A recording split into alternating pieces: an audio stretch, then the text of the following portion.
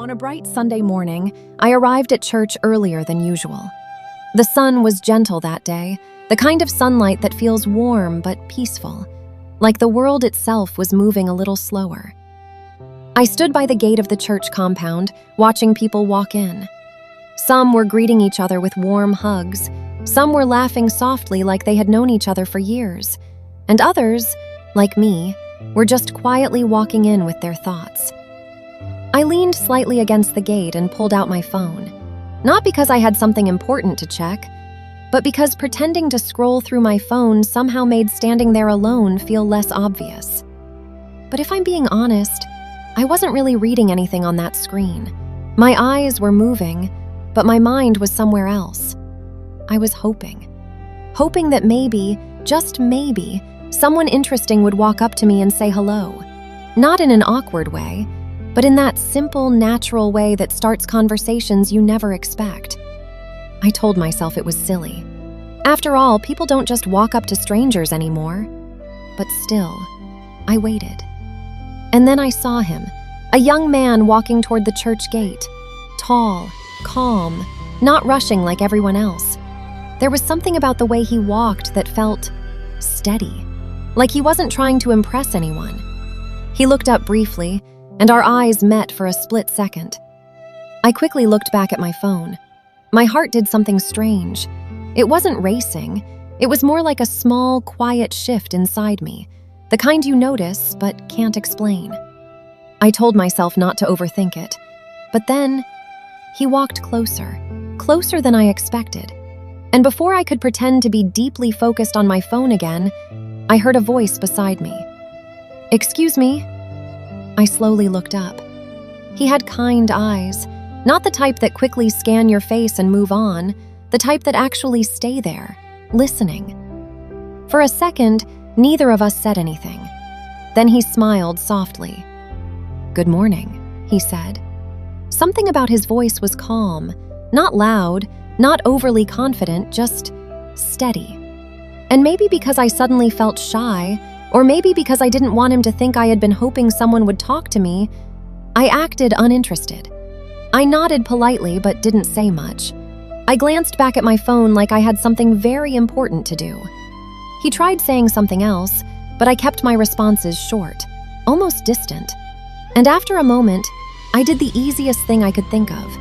I walked into the church, just like that, leaving him standing at the gate. As I walked away, a tiny voice inside my head whispered, "Why did you do that?" But I ignored it. I took my seat inside the church and tried to focus on the atmosphere. The choir had already started singing. The music echoed softly through the building, the kind of music that makes you feel peaceful before the sermon even begins. People were slowly filling the seats, some whispering greetings, others quietly praying. And just when I thought the moment at the gate was already over, I saw him again. The same young man. He walked into the church calmly. For a moment, I thought he would sit somewhere else, but instead, he walked straight down the aisle, toward me. My heart immediately started beating faster. "Please don't come here, please don't come here." But he kept walking, and before I could look away, he stopped beside my seat. He looked at me for a moment. Then he asked gently, "Is this seat taken?" I don't know why, but suddenly I felt shy again. I looked up at him and smiled faintly. "No, it's not." Then I added quietly, "But you can sit." He smiled and sat down. And just like that, the silence between us felt different. Not awkward, just new. The sermon that day was beautiful. The pastor spoke about faith, about how sometimes the smallest moments in life are actually the beginning of the biggest changes. At the time, I didn't think much about those words, but now, I realize how strange it was that I heard them that very day. After the service ended, people slowly began leaving the church. Some were greeting friends, some were already heading home, but somehow, we both ended up walking outside together. We sat on a bench near the church compound, and that's when something unexpected happened. The conversation flowed, naturally, like we had known each other longer than just one morning. We talked for 20 minutes that day, 20 minutes, but it felt like time had slowed down. We talked about family, about where we grew up, about faith, about the things we believed in when life became difficult. And then we talked about dreams, the kind of dreams people are sometimes too afraid to tell others, the dreams that feel too personal, too fragile. But somehow, talking to him felt easy, safe, like there was no reason to hide anything. Before we left, we exchanged contacts. Just a simple moment, nothing dramatic, just two people saving each other's numbers. But something inside me felt different. Later that evening, when I got home, I dropped my bag on the bed and walked past the mirror. And that's when I noticed something strange. I was smiling. Not a big smile, just a small one, the kind that appears without permission. And the strange part was, I hadn't even noticed I was doing it. Over the next few weeks, Daniel slowly became part of my routine. It started with simple things: good morning texts, short messages asking how my day was going, random voice notes, sometimes funny, sometimes thoughtful, and sometimes just him saying, "Hey, I just wanted to hear your voice." Some nights we talked for hours, late-night conversations about things we never told other people, childhood memories, old fears, moments that shaped who we became. And one thing about Daniel surprised me more than anything else. He remembered things, small things, details most people forget, like the fact that I hated pap, or that emotional movies always made me cry, or the story about my father, the one I told him quietly one night, about how I lost him when I was 13, and how part of me never really recovered from that loss. Most people hear stories like that and move on, but Daniel didn't. He remembered. One night I finally asked him, "Why do you pay so much attention to little things about me?" There was a short silence, then he answered softly, "Because when I love someone," he paused, "I love them completely." And in that moment, something inside me softened. I was falling, slowly, quietly, without even noticing when it started. But what I didn't know then was that love stories don't always unfold the way we imagine. Because sometimes, the most beautiful beginnings hide the most unexpected turns. And what happened next with Daniel was something I never saw coming. There is something strange about the way life works. Sometimes, the moments that seem ordinary, the quiet mornings, the simple conversations, the small, unexpected meetings, turn out to be the very moments that change everything. When I first saw Daniel standing by the church gate that Sunday morning, I never imagined that my life was about to take a turn I would never forget.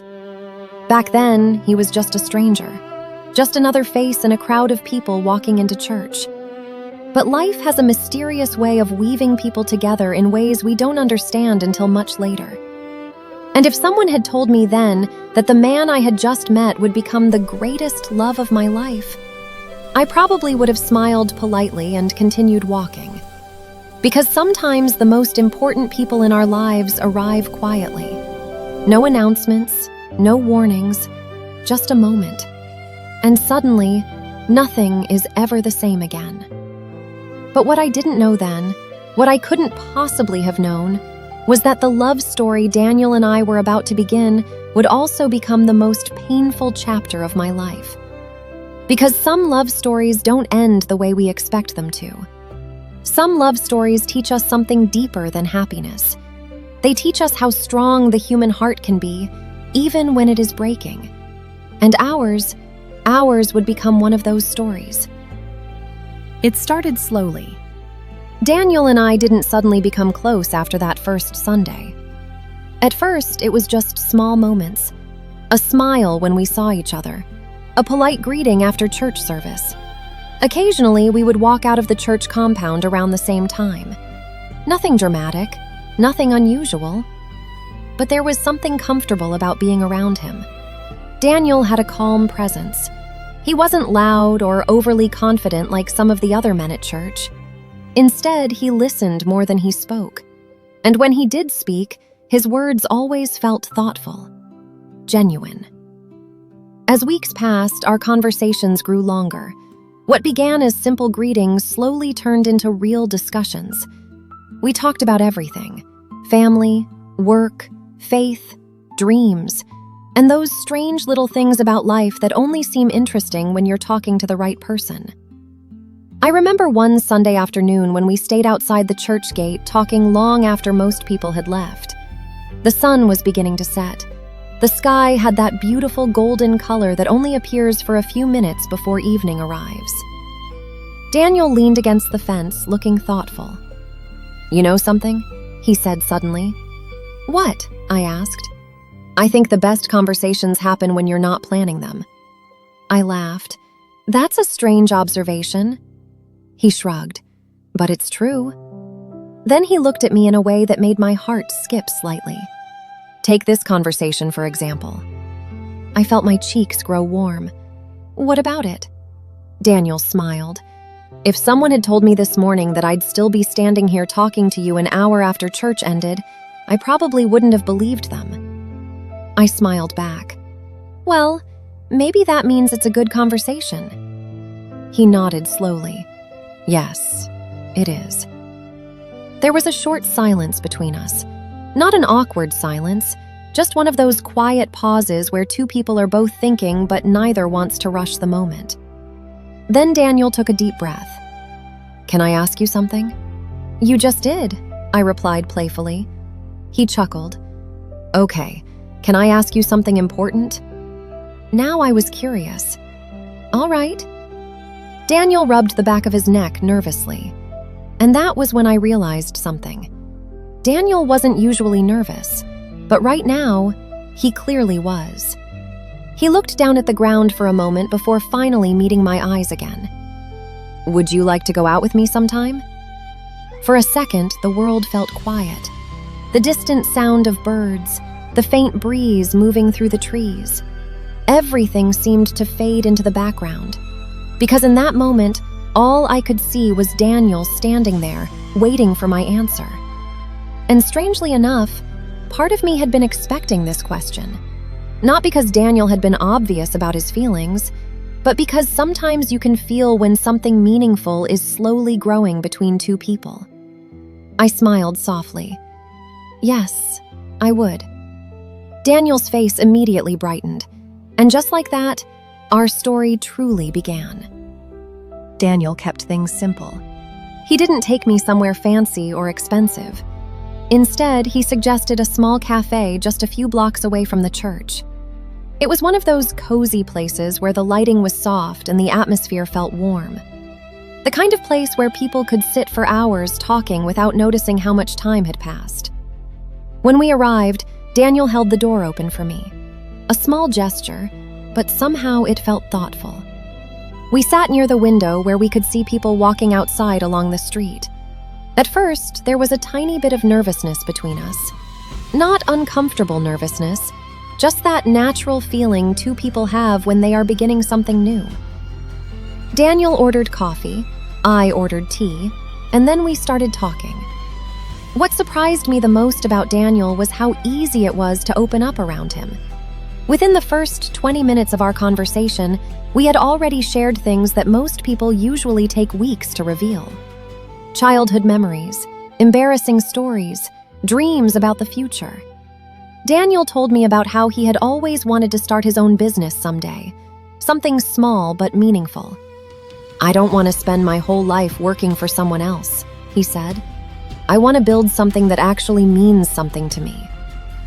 I admired that about him. Ambition, but not the kind that felt selfish, the kind that came from wanting to create something good in the world. At one point, Daniel leaned back in his chair and looked at me thoughtfully. "You know what I like about you?" I raised an eyebrow. "You're assuming I want to know." He laughed. "Fair point." Then he smiled. "But I'm going to tell you anyway." "All right," I said. "I like that you're genuine." I tilted my head slightly. "What do you mean?" Daniel thought for a moment. "Some people try too hard to impress others," he said. "But you don't. You're just yourself." I felt a little shy hearing that. Is that a good thing? He nodded. It's a very good thing. And somehow, in that quiet little cafe, with the soft hum of conversations around us and the warm glow of the lights overhead, I realized something important. Daniel wasn't just someone I enjoyed talking to. He was someone who made me feel comfortable in a way that was rare. And sometimes, that kind of comfort is where love quietly begins. If someone had asked me at the beginning of our relationship what falling in love with Daniel would feel like, I probably would have imagined quiet dinners, simple dates, long conversations. And while we did have those moments, what I didn't expect was how unpredictable life would become once Daniel entered it. Because Daniel had a strange talent. He had a way of turning ordinary days into small adventures.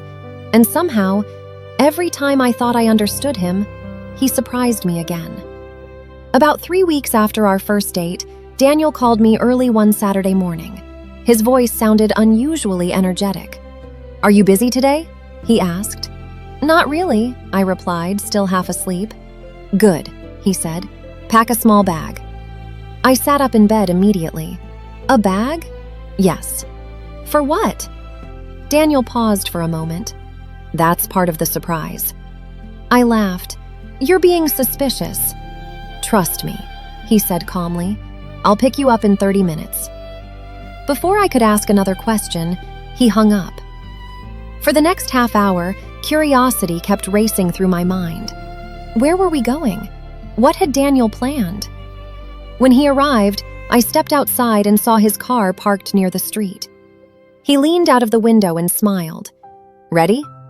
"I guess so," I said, "but you still haven't told me where we're going."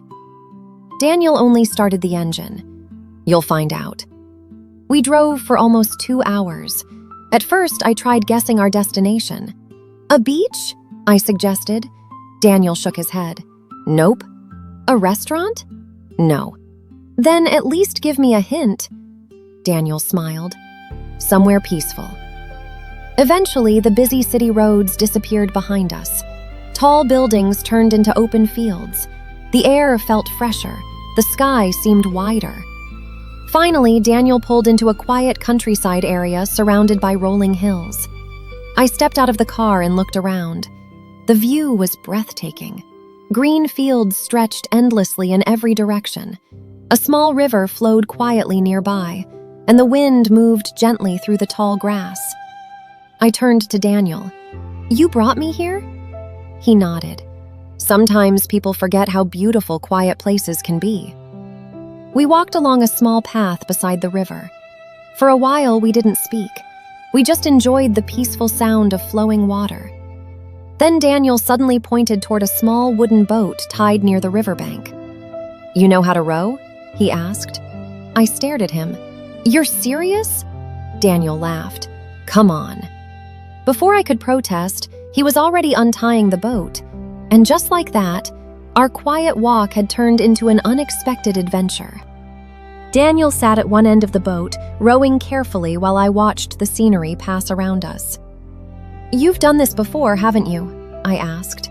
"A few times," he admitted. "So this was planned?" "Maybe." I shook my head with a smile. "You're full of surprises." Daniel looked thoughtful for a moment. "Life gets boring if everything is predictable." As we floated slowly down the river, the world felt far away. No traffic, no noise, just the gentle movement of water and the sound of birds flying overhead. After a while, Daniel stopped rowing and let the boat drift quietly. He leaned back and looked at the sky. "You know something?" he said. "What?" "This is my favorite kind of day." "Why?" "Because moments like this remind you what really matters." I watched him curiously. "And what matters to you?"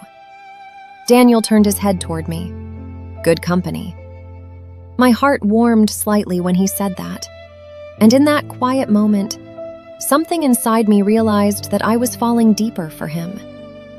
About an hour later, dark clouds suddenly began gathering in the distance. Daniel looked up at the sky. That wasn't in the forecast.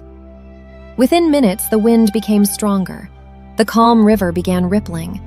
Then, suddenly, rain started pouring heavily from the sky. Daniel grabbed the oars quickly. We should head back. But by the time we reached the riverbank, we were already soaked. We ran toward a small wooden shelter near the fields, laughing uncontrollably. Rain fell loudly on the roof above us. For a moment, we simply stood there catching our breath. Water dripped from Daniel's hair. I couldn't help laughing again. "This was your brilliant plan?" Daniel wiped rain from his face. "I didn't order the storm." "Well, it certainly arrived at the perfect moment." We both laughed again. But then something unexpected happened. The laughter slowly faded, and suddenly we became aware of how close we were standing. The sound of rain filled the silence around us. Daniel looked at me in a way he never had before. Not playful, not casual, but something deeper, more serious, more emotional. "I'm glad you came with me today," he said quietly. "Even with the rain?" "Especially with the rain." For a moment, neither of us moved. Then slowly, Daniel reached for my hand. And that was the moment I realized something important. This relationship was no longer just exciting. It was becoming something real, something meaningful, something powerful. A few weeks later, Daniel invited me on another unexpected outing. This time, it was an evening hike along a scenic trail just outside the city. At first, everything went smoothly. The sunset painted the sky with deep orange colors. We walked along narrow paths surrounded by tall trees. But after a while, something strange happened. Daniel stopped walking. "What's wrong?" I asked. He looked around carefully. "I think we might have taken the wrong path." I stared at him. "You're joking." "I wish I was." For the next 20 minutes, we tried finding the correct trail back, but darkness was slowly falling, and the forest paths were starting to look identical. "You got us lost," I said. Daniel raised his hands defensively. "Technically, we're just temporarily confused." Despite the situation, I couldn't stop laughing. Eventually, we found our way back to the main road, but that small adventure became one of our favorite memories. Because instead of panicking, we had simply enjoyed the moment together. Daniel and I were sitting on the rooftop of his apartment building. The city lights glowed softly in the distance. Cars moved like tiny sparks along the roads below. We were sharing a quiet conversation about life, dreams, future plans, and suddenly Daniel asked something unexpected. "If you could choose any kind of life, what would make you happy?" I thought about it carefully. Then I answered honestly, "A peaceful life, with someone who truly understands me." Daniel smiled slightly. "I think that's a good dream." Then he looked at me quietly. And in that moment, I felt something in my heart become clear. Because suddenly I realized something simple but powerful. Daniel wasn't just someone I was dating. He was becoming someone I couldn't imagine losing. And that realization was both beautiful and terrifying. Because love has a strange way of making your heart stronger, while also making it more vulnerable than ever before. Love has a strange way of making time feel different. When you're happy with someone, days pass quickly. Weeks feel like moments. And before you realize it, the person who once felt like a stranger has become part of your everyday life. That was exactly what happened with Daniel and I. Our relationship had grown stronger with every passing week, every adventure, every conversation, every quiet moment we shared. By the time 3 months had passed, Daniel was no longer just someone I enjoyed being around. He had become someone my heart had fully accepted. And the truth was, I didn't even remember what life felt like before him. But sometimes, the moments that feel the happiest are the ones standing closest to change. And I was about to learn that in a way I never expected. It was late evening when Daniel called me unexpectedly. "Are you free tonight?" he asked. "Yes," I said. "Good," he replied. "Come outside." I walked toward my window and looked down at the street. Daniel was standing beside his car. I laughed. "You're unbelievable." He shrugged playfully. "I know." When I got into the car, I noticed something different. Daniel seemed unusually quiet. Not sad, just thoughtful. "Where are we going this time?" I asked. Daniel smiled slightly. "You'll see." After a short drive, he stopped near a hill overlooking the city. From that height, the entire skyline was glowing with thousands of tiny lights. Cars moved along the roads like streams of gold. The wind was cool, peaceful. We stood there silently for a moment, admiring the view. Then Daniel reached into his jacket pocket. "What's that?" I asked. He pulled out a small velvet box. My heart skipped immediately. "Daniel?" He shook his head quickly. "Relax," he said with a soft laugh. "It's not what you think." He opened the box. Inside was a delicate silver necklace. At the center of it was a tiny pendant shaped like a compass. I looked at him curiously. "A compass?" Daniel nodded. "Yeah." "Why a compass?" He took the necklace gently and stepped closer. "Because a compass always points you in the right direction." He carefully placed the necklace around my neck. "And somehow, every important direction in my life keeps leading me to you." My chest filled with warmth. "Daniel," he smiled softly. "This isn't a proposal." "But it is a promise." "What kind of promise?" I asked quietly. Daniel looked directly into my eyes. "The promise that no matter where life takes us, I want you to be part of my journey." Then I hugged him tightly. At that moment, I believed those words with all my heart. But sometimes, life writes promises differently than we expect. A week later, Daniel invited me over to watch a movie at his apartment. Halfway through the film, I noticed something strange again. Daniel had become unusually quiet. He wasn't watching the movie anymore. Instead, he was staring at the floor. "Daniel?" I said softly. He didn't respond immediately. Then suddenly he stood up. "I need some air." He walked toward the balcony quickly. I followed him outside. The night air was cool, but Daniel was breathing heavily. "Hey," I said gently. "What's wrong?" He shook his head. "Nothing." But I could see it in his face. Something had scared him. "Daniel," I insisted, "you can tell me." He hesitated for a long moment. Then he sighed. "I've just been feeling strange lately." "What do you mean strange?" "Just tired. More tired than usual." "Maybe it's work stress." I studied his face carefully. "You should probably see a doctor." Daniel shook his head immediately. "It's nothing serious." "Everyone gets tired sometimes." I wasn't completely convinced, but Daniel had always been strong, energetic, healthy. So I pushed the worry aside, at least for the moment. A few nights later, something happened that still gives me chills when I remember it. I woke up suddenly in the middle of the night. My heart was racing because I had just had a dream. In the dream, Daniel was walking away from me.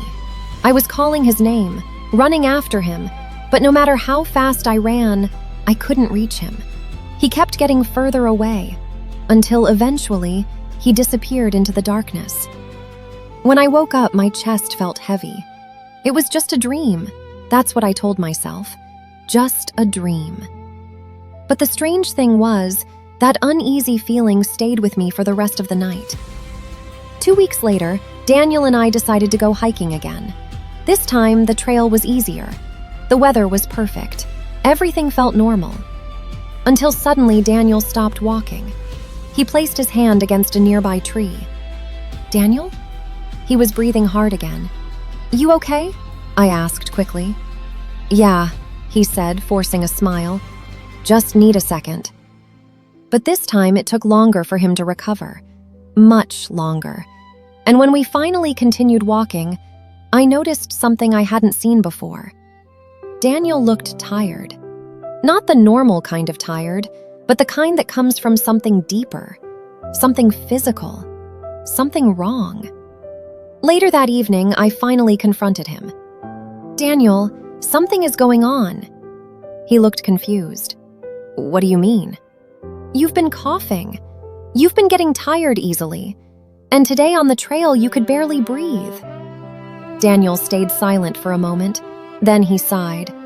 "You're overthinking things." "No," I said firmly. "I'm worried about you." For a moment, Daniel looked almost scared. Then he forced another smile. "I promise I'm fine." But something about his voice felt different, less confident, less certain. And for the first time since we started dating, a small part of me wondered if Daniel was hiding something. Despite those strange moments, life continued normally for a while. Our adventures didn't stop. Our love didn't fade. If anything, it grew even stronger. But sometimes, the happiest moments in life happen right before everything changes.